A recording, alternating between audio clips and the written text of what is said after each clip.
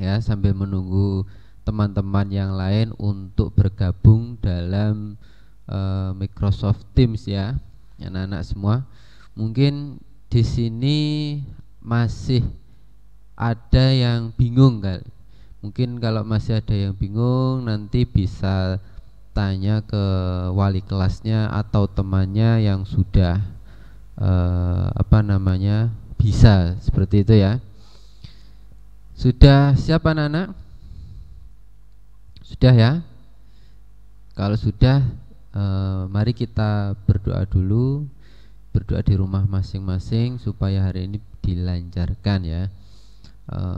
Berdoa mulai. Berdoa selesai ya. Ini berapa anak ya yang sudah bergabung ya? Ya masih sedikit. Yang yang lainnya segera bergabung karena setelah ini akan segera kita mulai untuk kelas 7.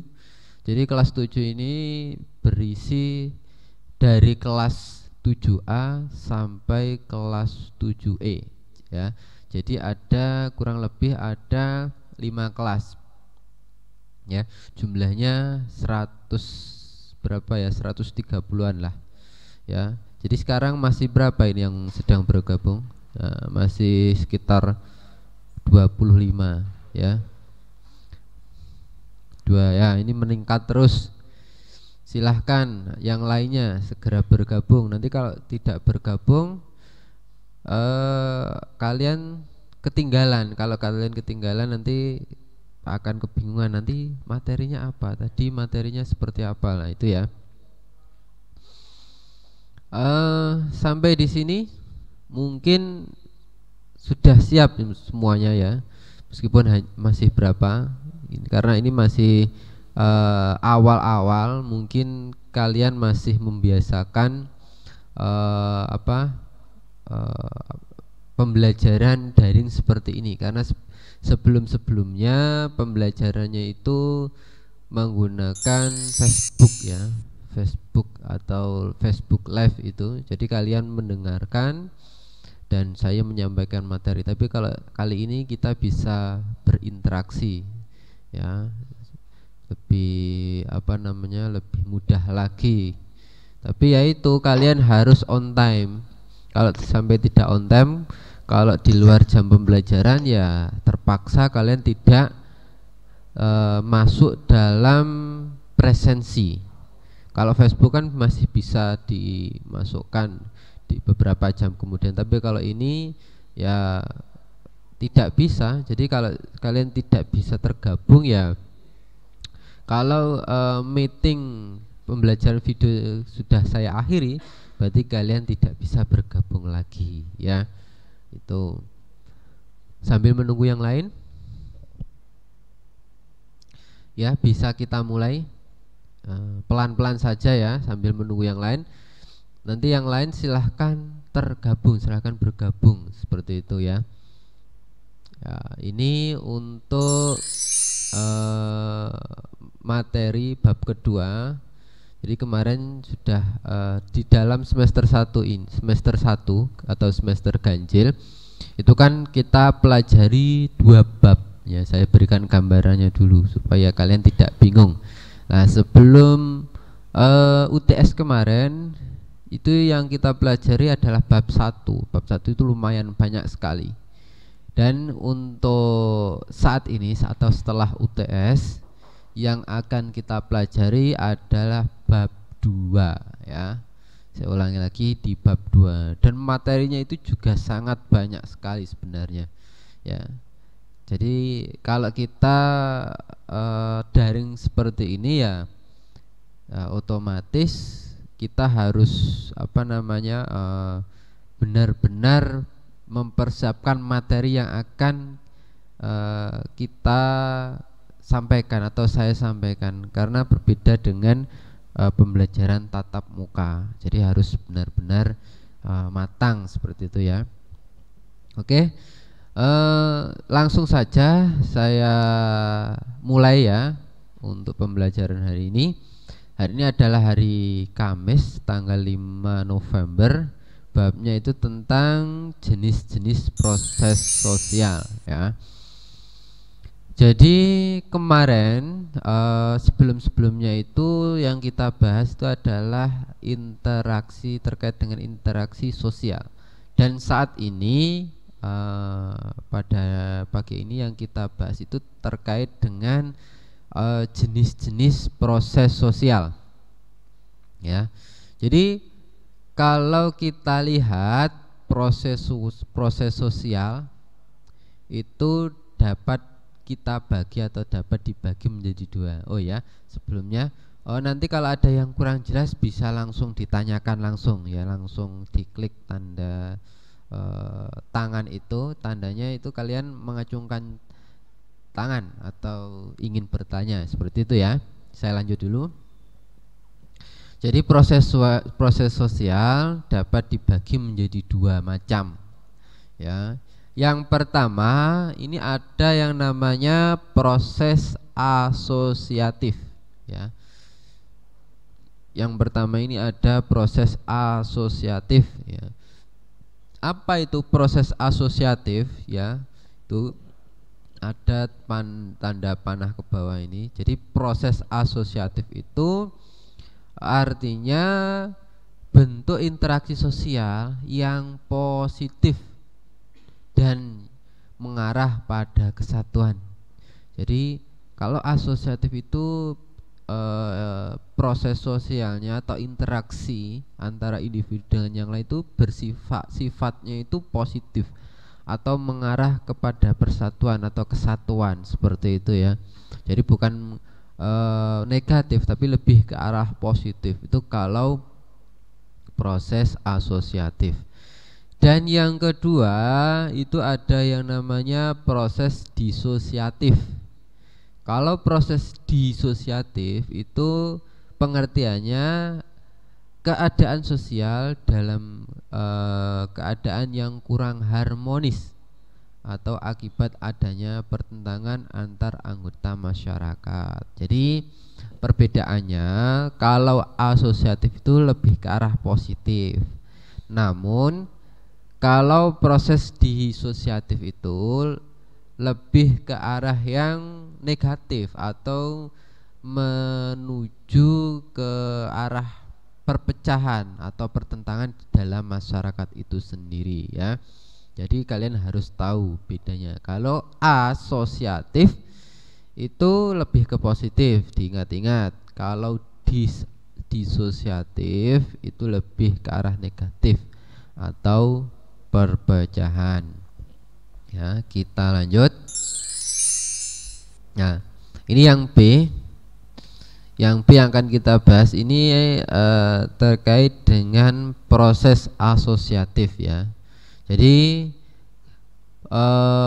proses sosial asosiatif ini dapat dibagi menjadi 4 macam ya. Tadi dibagi lagi proses sosial tadi ada 2 ya, asosiatif dan disosiatif. Dan sekarang ini proses asosiatif atau positif kita bagi lagi menjadi berapa? Menjadi 4 ya. Ini yang pertama itu terkait dengan kerjasama ya. Kalau kerjasama itu pengertiannya dulu, pengertiannya adalah usaha bersama antara orang, perorangan atau kelompok untuk mencapai tujuan bersama. Nah, contohnya apa? Nah, contohnya seperti organisasi ya. Organisasi itu kan terdiri dari beberapa orang atau lebih dari 1 orang ya, banyak ya. Nah, tapi tujuannya ya satu, tujuannya satu, untuk mencapai tujuan bersama. Itu namanya kerjasama. Nah, seperti di dalam sebuah ruang kelas seperti itu ya. Itu kalau contoh dari kerjasama itu semisal dalam satu ruangan itu sedang melaksanakan lomba kebersihan kelas. Jadi anak-anak atau siswa dalam kelas itu saling bekerja sama untuk membersihkan kelas. Tujuannya apa? Tujuannya yaitu untuk menjaga kebersihan dan untuk mencapai kebersihan dalam kelas, seperti itu ya. Itu yang ke arah kerjasama. Terus yang kedua itu ada akomodasi ya. Kalau akomodasi ini pengertiannya itu proses penyesuaian diri orang perorangan atau kelompok-kelompok dalam ini ya, manusia yang awalnya saling bertentangan ya. Jadi kalau akomodasi ini seseorang itu sedang menyesuaikan diri ya. Seumpama ada teman satu kelas dan di dalam kelas itu ada sedang bertentangan, lah itu sedang rujukan atau sedang damai, itu sedang menyesuaikan diri, lah itu namanya akomodasi ya Cahaya. Jadi seseorang yang ingin berdamai itu namanya diakomodasi ya, sesuai dengan pengertiannya, yaitu proses penyesuaian diri orang atau kelompok yang awalnya saling bertentangan. Nah itu kan seperti damai seperti tadi ya, itu yang akomodasi. Selanjutnya itu tentang yang ketiga ya, yang ketiga itu asimilasi ya. Asimilasi, pengertian dari asimilasi itu ini proses sosial yang ditandai usaha-usaha mengurangi perbedaan yang ada di antara orang-orang atau kelompok manusia. Jadi kalau asimilasi di sini itu intinya itu mengurangi perbedaan-perbedaan yang ada dalam orang itu. Jadi tidak ada lagi, semisal tidak ada lagi dalam kelas itu yang nakal, yang baik. Jadi semuanya itu ingin melebur menjadi satu ya. Jadi untuk melebur menjadi satu dan saling bekerja sama, seperti itu ya. Jadi kalau asimilasi seperti itu. Terus yang ke berapa ini ya, keempat, itu terkait dengan akulturasi ya. Kalau akulturasi ini pengertiannya adalah proses sosial yang timbul jika kelompok manusia atau kebudayaan tertentu berhadapan dengan unsur dari kebudayaan asing. Jadi kalau akulturasi ini adalah lebih ke percampuran ya, lebih percampuran antara budaya yang satu dengan budaya yang lain. Namun di dalam prosesnya itu masih terlihat kebudayaan aslinya ya, seperti semisal kebudayaan Jawa dengan bercampur dengan Islam itu ya. Kalau dicampur namanya itu nama akulturasi, berpadu. Jadi dua budaya itu saling berinteraksi. Namun ciri dari unsur aslinya itu masih kelihatan ya. Perbedaannya seperti itu kalau dengan asimilasi tadi ya. Itu kalau akulturasi. Terus kita lanjut nak ya. Selanjutnya itu tentang bentuk kerjasama ya. Jadi yang tadi kan bentuk kerjasama dulu, ini dibagi menjadi 4 lagi ya. Yang kerjasama yang awal tadi ya, nah, bentuknya itu kita bagi lagi menjadi 4. Nah, ada apa saja lah ini. Yang pertama ada yang namanya kerjasama spontan. Nah, spontan. Mungkin di sini sudah ada yang tahu ya, spontan ya. Jadi bentuk kerjasama itu serta-merta, tidak ada rencana, ya, tidak ada rencana. Jadi langsung begitu saja. Jadi seumpama di dalam kelas itu, ketika siswa sedang di dalam kelas, terus di dalam kelas itu ruangannya kotor. Tiba-tiba salah satu anak itu merencanakan untuk membersihkan kelas dan mengajak siswa yang lainnya. Lah itu yang dinamakan kerjasama spontan, tidak ada rencana. Ya, jadi terjadi itu secara serta-merta atau secara begitu saja, tidak ada rencana ya, seperti itu. Terus yang selanjutnya itu ada kerjasama langsung. Ya, kerjasama langsung. Ini apa pengertiannya? Jadi pengertian dari kerjasama langsung yaitu perintah atasan, contoh ini ya, perintah atasan kepada bawahan atau penguasa terhadap rakyatnya. Semisal peraturan dari wali kota seperti itu. Nah, wali kota ini memberikan tugas kepada salah satu divisi atau bawahannya untuk segera melaksanakan tugasnya. Jadi itu termasuk kerjasama langsung. Ya, jadi interaksinya secara langsung. Ya, terus selanjutnya itu ada yang namanya kerjasama kontrak. Jadi kalau kerjasama kontrak ini dilakukan atas dasar syarat-syarat atau ketetapan tertentu yang disepakati bersama. Nah, kalau ini kerjasama kontrak ini lebih berhubungan dengan waktu ya. Jadi tidak bisa terus menerus, namun ada perjanjian waktu di sini. Jadi mungkin kalau kerjasama di pabrik seperti itu ya, itu karyawannya biasanya ada yang dikontrak selama beberapa tahun, mungkin ada yang beberapa bulan. Jadi tidak terus menerus, sesuai dengan kesepakatan ya. Jadi kesepakatan atau antara kedua belah pihak ini mengadakan yang namanya persetujuan bersama.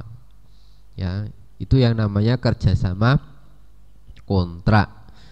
Terus yang selanjutnya ini ada yang namanya kerjasama tradisional. Ya, ini kerjasama tradisional pengertiannya kerjasama sebagai atau unsur-unsur tertentu dari sistem sosial itu. Jadi seperti di desa misalnya, ketika mendekati hari raya Idul Fitri biasanya, itu kan kalau di desa ya, kalau di kota mungkin juga seperti itu. Kalau di desa itu biasanya para warga itu saling bekerja bakti atau kerja bakti untuk membersihkan lingkungan. Ya, biasanya seperti itu.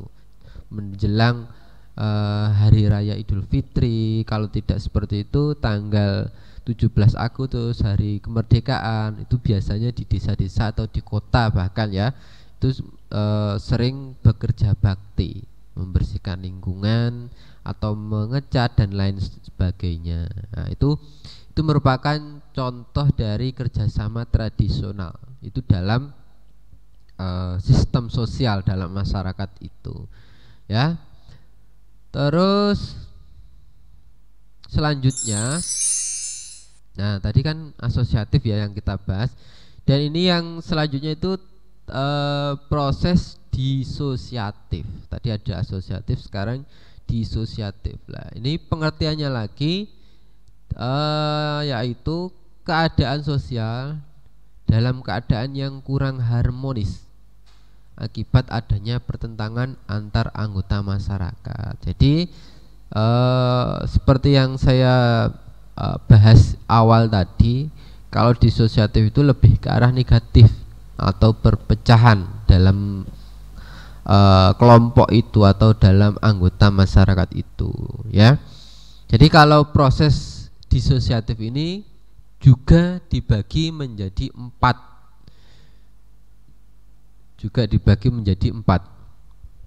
Ya, yang pertama itu ada persaingan. Nanti akan kita bahas setelah ini ya.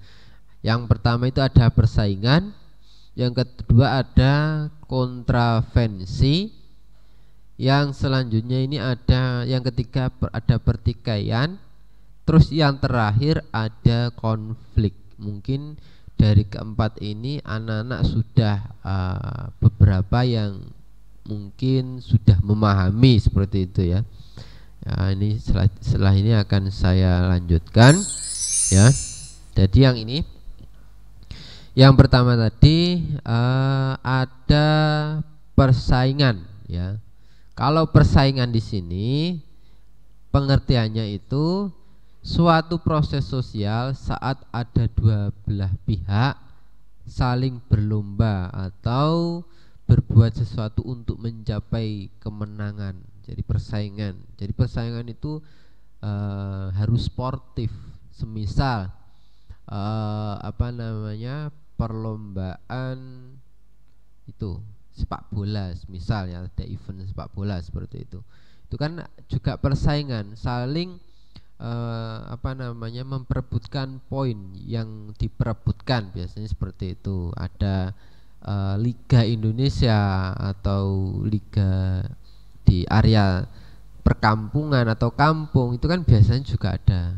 Nah itu biasanya kalau persaingan itu dua belah pihak ya. Jadi saling berlomba atau mencapai kemenangan itu. Pasti kalau persaingan ini ada yang kalah, ada yang menang seperti itu. Karena apa? Ini merupakan perlombaan atau untuk mencapai kemenangan seperti itu. Meskipun nanti dalam prosesnya mungkin itu ada seri seperti itu, karena kedua kelompok ini sama-sama bagus seperti itu ya. Terus ini selanjutnya ini ada beberapa fungsi. Ini fungsi dari persaingan ya. Tadi kan persaingan ini. Nah, ternyata di dalam persaingan itu memiliki beberapa fungsi ya. Kalau fungsi itu biasanya lebih ke arah positif seperti itu ya. Jadi fungsi dari persaingan yang pertama itu adalah ini, menyalurkan keinginan individu atau kelompok yang sama menuntut dipenuhi. Nah, ini padahal sulit dipenuhi semuanya. Nah, seperti yang saya katakan tadi, jadi menyalurkan di dalam kelompok itu, keinginan untuk menang itu sama-sama tinggi ya. Jadi sama-sama tinggi. Kan tidak mungkin kedua kelompok ini menang semua, itu kan tidak mungkin, atau seri. Mungkin kan harus ada yang kalah, juga harus ada yang menang. Nah, ini merupakan fungsi dari persaingan, itu terpenuhi ya. Itu seperti itu. Jadi pengertiannya atau fungsi dari persaingan yang pertama seperti itu. Terus fungsi persaingan yang kedua ini itu menyalurkan kepentingan serta nilai-nilai dalam masyarakat ya, terutama kepentingan dan nilai yang menimbulkan konflik. Nah, seperti itu. Jadi menyalurkan kepentingan. Pasti kan di dalam masyarakat itu punya banyak kepentingan. Mungkin kalian di rumah itu juga banyak sekali kepentingan, ingin seperti idolanya, mungkin seperti itu ya. Terus yang ketiga itu ada menyeleksi individu yang pantas memperoleh kedudukan serta peran yang sesuai dengan kemampuan ya. Jadi fungsi dari persaingan itu menyeleksi individu. Tidak mungkin anak-anak yang rajin belajar itu tidak mendapat peringkat, itu tidak mungkin. Dan rata-rata yang rajin belajar, rajin latihan itu biasanya sesuai jadi kemampuannya. Jadi punya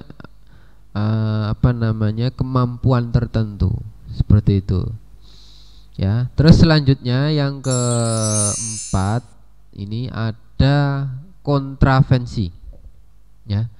Ini ada kontravensi. Tadi kan ada bentuk persaingan tadi ya, dan sekarang itu kontravensi. Jadi pengertian dari kontravensi adalah proses sosial yang ditandai ketidakpastian, keraguan, penolakan, dan penyangkalan yang tidak diungkapkan secara terbuka. Jadi secara tertutup ya. Jadi seumpama kalian tidak suka dengan teman kalian, tapi kalian cukup memendamnya sendiri, tidak digembar-gemborkan atau tidak diungkapkan secara langsung ke teman kalian ya. Jadi lebih tertutup seperti itu ya. Jadi penyebab dari kontravensi ini adanya perbedaan pendirian antara kalangan tertentu dengan kalangan yang lain dalam masyarakat atau pendirian masyarakat. Jadi biasanya itu ada perbedaan pemikiran. Mungkin keinginan dalam satu kelas itu berbeda-beda ya. Mungkin ada yang ingin jadi guru, ingin jadi polisi dan lain sebagainya. Nah, seperti itu. Terus lanjutnya, nah, ini bentuk-bentuk dari kontravensi. Jadi bentuk-bentuk dari kontravensi itu yang pertama ada kontravensi umum. Kalau kontravensi umum itu lebih ke penolakan atau mengancam pihak lain atau perlawanan. Ya, biasanya kalau kontravensi kan kalau bilang tidak suka ya tidak suka. Itu seperti itu. Jadi menolak atau mengancam pihak lain. Terus yang kedua itu ada kontravensi sederhana. Ya, kontravensi sederhana itu menyangkal pernyataan orang lain di depan umum. Misalnya ketika ada teman kalian presentasi di depan kelas dan kalian tidak setuju dengan pendapatnya, nah itu bisa disebut sebagai kontravensi sederhana. Terus selanjutnya ada kontravensi intensif. Nah, ini lebih ke arah menghasut atau penyebaran isu. Nah, mungkin fitnah seperti itu. Ya. Terus ini selanjutnya ada kontravensi rahasia. Ya, kontravensi rahasia ini lebih ke pembocoran rahasia. Mungkin kalau kalian dicurhati teman kalian, terus kalian membocorkan ke teman yang lain, itu juga termasuk juga ya. Terus selanjutnya ada kontravensi taktis. Kalau kontravensi taktis ini pengertiannya mengejutkan pihak lain, provokasi dan intimidasi. Provokasi itu mempengaruhi ya. Jadi mempengaruhi teman lain, jangan memilih ini, nanti dia seperti ini ya. Itu sama dengan kontravensi taktis ya. Terus selanjutnya yang ketiga bentuk dari disosiatif ya. Yang ketiga ada pertikaian. Kalau pertikaian di sini merupakan bentuk lanjut kontravensi. Artinya perselisihan sudah bersifat terbuka. Jadi sudah kalau kontravensi tadi masih mungkin kalau kalian tidak suka dipendam sendiri, ya, tidak diungkapkan. Tapi kalau pertikaian ini sudah bersifat terbuka. Kalau ngomong tidak suka ya tidak suka, mungkin seperti itu. Ya. Jadi pertikaian di sini tujuannya dengan jalan menentang pihak lain dengan cara ancaman. Lah ini sudah ke arah yang negatif ini ya. Jadi kalau sudah mengancam dengan kekerasan ini sudah ke arah negatif seperti itu. Jadi ini tidak baik ya untuk pertikaian. Terus selanjutnya yang terakhir ya, ini yang terakhir ada konflik. Jadi pengertian dari konflik di sini adalah proses sosial di mana orang perorangan atau kelompok berusaha memenuhi tujuan dengan jalan menantang pihak yang disertai dengan ancaman. Nah, ini sudah tingkatannya sudah sangat tinggi. Maksudnya apa? Konflik di sini sudah dalam bentuk ancaman atau kekerasan, mengancam. Itu kan sangat tidak baik. Bahkan kalau sampai mengancam, kalau sampai ke arah pidana, bisa saja dipenjarakan, bisa saja mungkin kalau dengan kekerasan. Nah, jadi konflik seperti itu ya. Jadi itu Cah yang bisa saya sampaikan. Mungkin ada yang tanya dulu ya, mungkin silahkan. Mungkin ada yang tanya. Ini berapa yang bergabung ini, ada berapa? 60 ya, 60. Mungkin 50, 57 ya, sekitar 57 yang sudah bergabung. Tidak apa-apa, Mungkin hari ini hari pertama ya, mungkin masih penyesuaian diri. Nggak ada yang ditanyakan anak-anak? Silahkan mengajukan. Nah, ini ada yang sudah kelihatan ini, kok tidak ada wajahnya semua ini ya. Nah, ini sudah ada yang live. Sudah pada sarapan apa belum ini? Ini ada yang ada yang masih bangun tidur ini sepertinya. Itu kelihatan itu. Ya. Cuci muka dulu sana ini. Itu ada yang kelihatan itu. Nah, itu ada yang masih bangun tidur, ada yang itu belum sarapan ini sepertinya ya. Ada pertanyaan anak-anak? Inilah, ini pertama saya melihat wajah-wajah kalian ini. Ya, jadi kameranya jangan sampai dimatikan loh ya, supaya saya bisa melihat kalian secara langsung. Ada yang ditanyakan silahkan diklik, itu ada tanda tangan di bagian atas, itu ada gambar tangan ya, silahkan.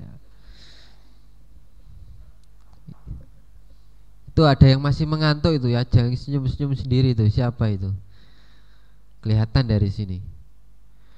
Ya silahkan yang ingin bertanya, tidak apa-apa, saya tunggu beberapa menit saja. Mungkin kalau ada yang ditanyakan. Mungkin dari kelas 7A. Jadi kalau ada yang bertanya malah saya senang. Saya beri tambahan poin atau tambahan nilai. Yang kelas 7B mungkin 7C, 7Do, 7E. Ada 5 kelas ya. Silahkan yang ingin bertanya. Nah, nanti yang join di Microsoft Teams ini akan kelihatan. Yang tidak bergabung pun juga kelihatan ya. Jadi saya ulangi lagi, yang tidak bergabung itu nanti juga akan tahu. Berbeda dengan live biasanya. Kalau live biasanya kalian mengisi presensi itu bisa beberapa jam setelahnya. Tapi kalau ini harus sesuai jamnya. Kalau ini sudah saya akhiri, berarti kalian sudah tidak bisa bergabung lagi. Nah, kalau sudah tidak bergabung ya sudah saya anggap tidak mengikuti, seperti itu ya. Tapi untuk hari ini silahkan, masih penyesuaian diri mungkin ya. Mungkin masih ada yang belum bisa dan lain sebagainya. Nah, ini wajah-wajahnya kelihatan ini. Ada yang belum mandi, ada yang belum sikatan ini, sikat gigi ya kan? Nah, itu kelihatan yang senyum berarti belum mandi loh, kok malah sembunyi malahan itu. Silahkan yang bertanya.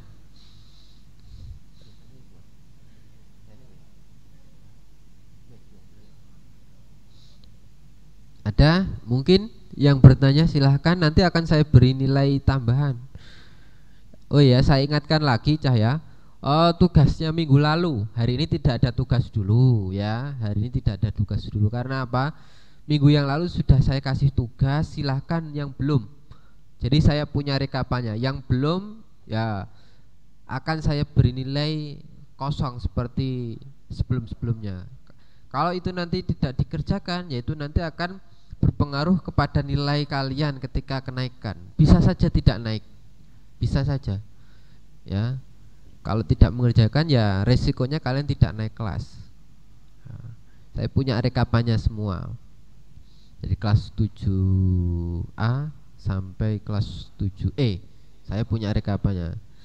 Mungkin ada yang tanyakan atau mungkin masih bingung tuh, yang baru bangun tidur belum cuci muka, itu kelihatan dari sini. Gak ada ya? Alhamdulillah untuk hari ini yang sudah bergabung sudah lumayan banyak. Sudah 50% lebih.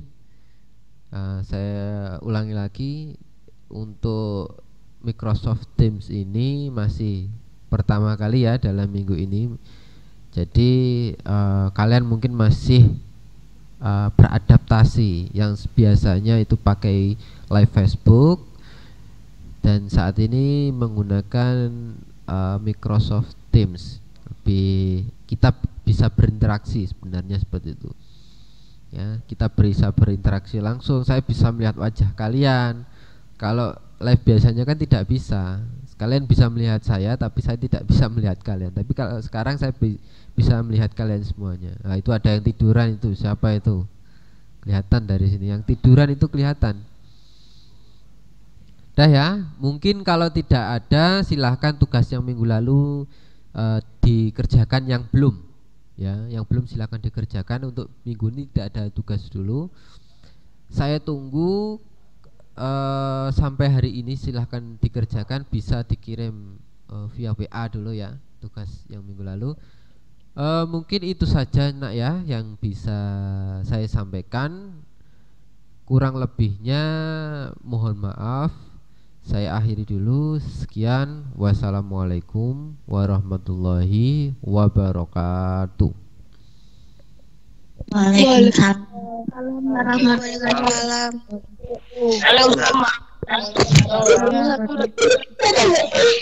Waalaikumsalam warahmatullahi wabarakatuh.